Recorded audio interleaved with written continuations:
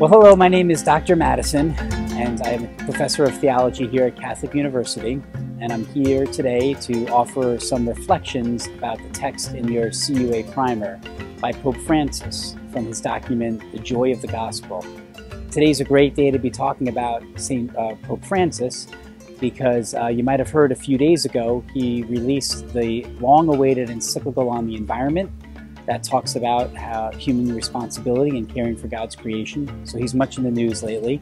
But another reason why it's fun to talk about Pope Francis is because you'll be arriving on campus in late August, and just a few weeks later, Pope Francis will be arriving himself. He's actually going to say Mass right on the steps of the Basilica over here, and we'll have tens of thousands of people, including yourself, if you're interested, out here on the Great Lawn, listening as he presides over Mass and canonizes an American saint, Junipero Serra.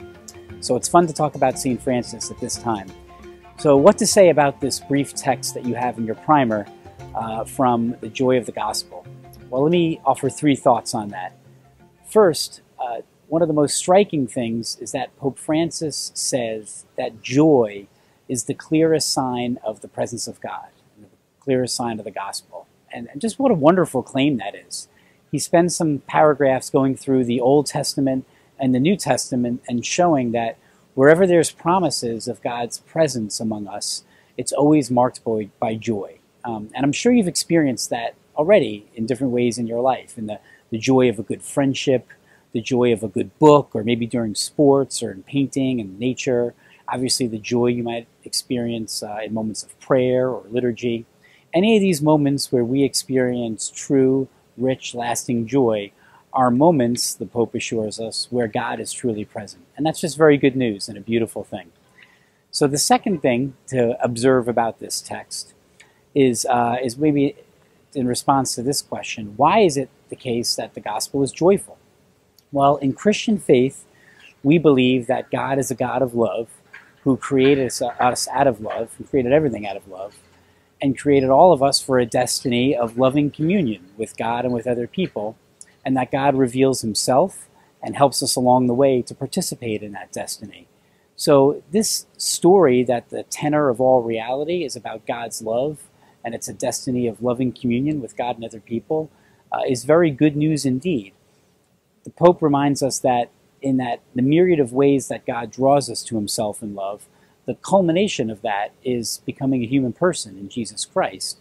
And so in the text you read, you'll notice he encourages us all to somehow experience a close personal relationship with Christ, whether it be through the church, through prayer, through the poor and our service to the needy, whether it be through our loving relationships. We're all called to a close personal relationship with Christ. And when we encounter Christ in those relationships, we encounter the joy of God's love for us.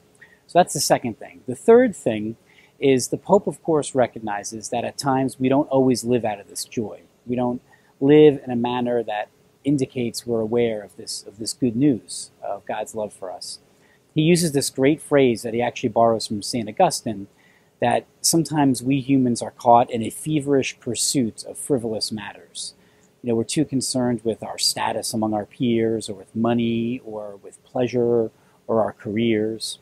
And all those things, while not bad in themselves, are not what it's all about. They're not the most important things in life. But somehow, unfortunately, sometimes we live as if they are.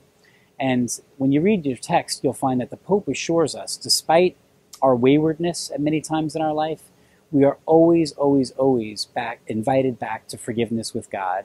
That God is a loving and merciful God who wants us to know and live out of that joy that's promised in the gospel. So even at times, all of us veer from that path and don't live with an adequate recognition of that joy of God's love for us and for other people. The Pope assures us that despite that, there's always a promise of forgiveness and always a welcoming back. And that's very good, joyful news indeed. So I hope you enjoy your reading of Pope Francis's text as much as I did when I revisited it. And it's also my fervent hope that when you come back here to Catholic U in late August, that somehow you taste that joy of which Pope Francis speaks in your classroom activities, in your extracurricular activities, maybe in liturgy on campus, or in your relationships with friends. So all the best, enjoy the rest of the summer, and we'll see you in August.